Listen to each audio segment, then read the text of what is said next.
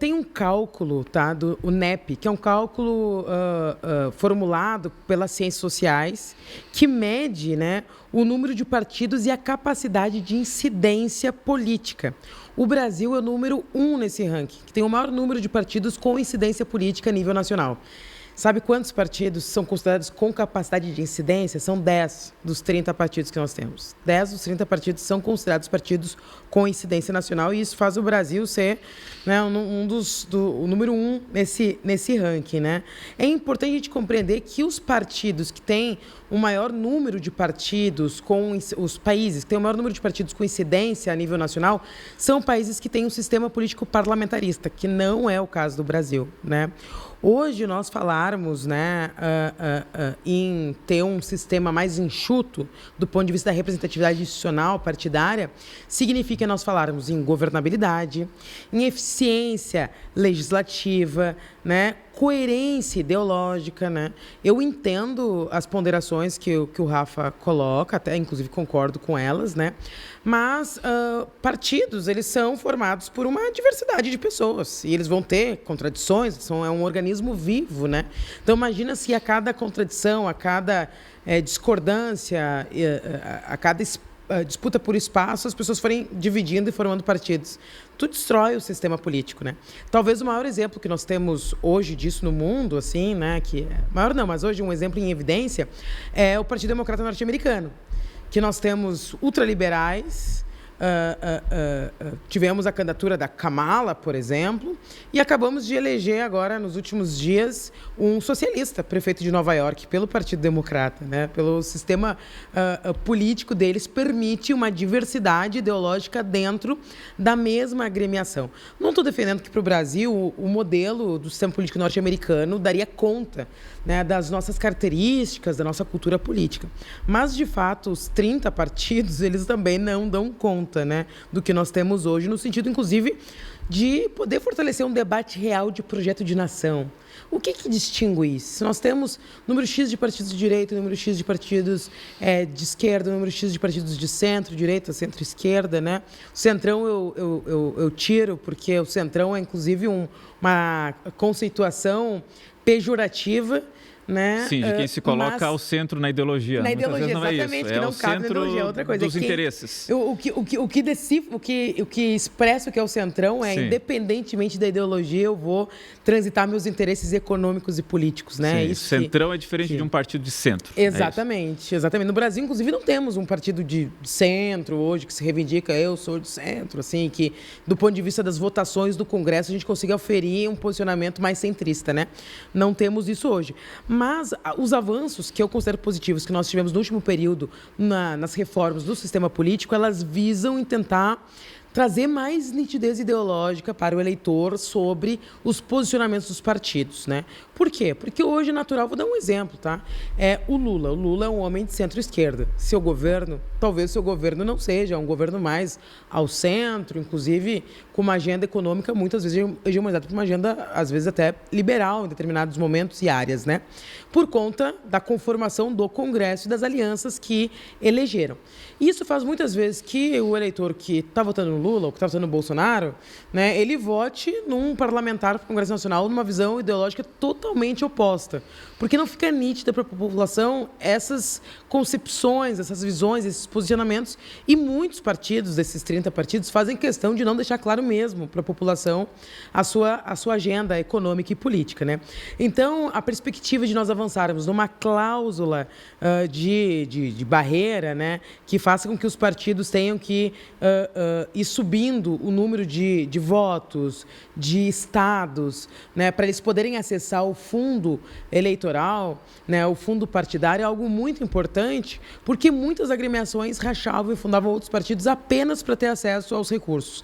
Então, hoje no Brasil, para ter acesso a esses recursos públicos, tu precisa ter uma representatividade mínima, né, no Brasil. Para tu acessar os debates de TV, que sempre é uma polêmica, né?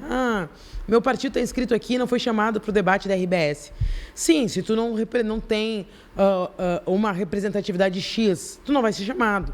Bom, se tu pontuar nas pesquisas, pode haver um acordo ali entre a emissora e os demais participantes do pleito de que, bom, se teu partido não tem representatividade, mas tu tem 10 pontos na pesquisa, poxa, essa pessoa realmente tem que ser chamada para um debate. E assim vai indo. Então, nós tivemos uma redução gradual em 2022 de partidos como o PROS, PCB, PCO, PSTU, União Brasil, que não alcançaram... União Brasil não, desculpa, União Popular, que não alcançaram essa cláusula. E isso fez com que outros partidos que poderiam também não alcançar pudessem se fundir. Hoje o meu partido, inclusive, faz parte de uma federação, fundir não, é federar, né? Hoje o meu partido, PT, que é o segundo maior partido, né, de bancada, hoje, tem uma federação com o PCdoB, que teve 6 deputados federais eleitos, e com o PV, que teve 6 deputados eleitos federais, então eles não atingiriam a cláusula e puderam se federar, né? Temos outras federações, né, do União Brasil, com o PSL, do União Brasil, que virou um partido, se fundiu e hoje debate uma federação, né? Nós tivemos a fusão do Patriota e do PRP no Republicanos, né? O próprio União Brasil, que é a fusão do DEM e do PSL, né? Então, nós temos hoje um redesenho, sim, que o Rafael aqui bem explicitou, dos partidos tentando se adequar a essas novas, sim, regras. Mas, de fato, ainda assim, nós continuamos com um número gigantesco de partidos que não condiz com as diferenças ideológicas presentes no sistema político brasileiro. Sim, o fundo partidário é sempre um motivo de muito debate, muitas críticas, na maioria das vezes, e ele é complexo de entender, o cálculo dele, né? Eu estou olhando aqui o site do TSE, do TRE de São Paulo, na verdade, que fez uma reportagem explicando ali o fundo partidário. Eu vou ler um trechinho aqui só para a gente poder minimamente se situar, né? De acordo com a legislação em vigor, a divisão entre as siglas é feita da seguinte forma: 95% do total do fundo partidário são distribuídos aos partidos na proporção dos votos obtidos na última eleição geral para a Câmara dos Deputados. O restante 5% é distribuído igualmente entre todas as legendas que atendam os requisitos constitucionais de acesso aos recursos. Aí vem, mas como que acessa esses recursos? Para ter acesso ao fundo, os partidos precisam superar a cláusula de barreira, isto é, obter pelo menos 2% dos votos válidos em âmbito nacional, com no mínimo 1% de votação em 9 estados. Veja bem, o cálculo é complexo. Ou eleger ao menos 11 deputados federais distribuídos em 9 entes da federação. Não adianta eleger 9 com 3 entes da federação só. Enfim, fiz essa breve explicação aqui para que o Rafa possa falar como é que a missão está vendo essa discussão do acesso aos recursos públicos, fundo partidário, fundo eleitoral, enfim, Rafa. Perfeito.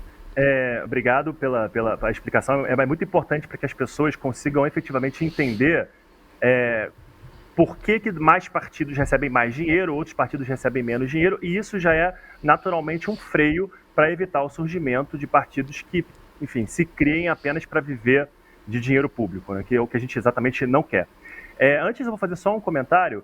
A senhora deputada trouxe uma fala importante do NEP, né, dos partidos com incidência, e isso é muito bacana de escutar, porque realmente a gente tem muita legenda, mas pouca gente jogando o jogo real, né, jogando o jogo grande, tomando decisão, votando pautas importantes para o país. E eu acho que tem um outro ponto, uma outra pesquisa que eu tinha preparado aqui, que é uma pesquisa pelo Latino Barômetro, da OCDE. Essa pesquisa, e a Quest repetiu essa pesquisa nesse ano, essa pesquisa do Latino Barômetro disse que 81% das pessoas no Brasil não confiam em partidos políticos.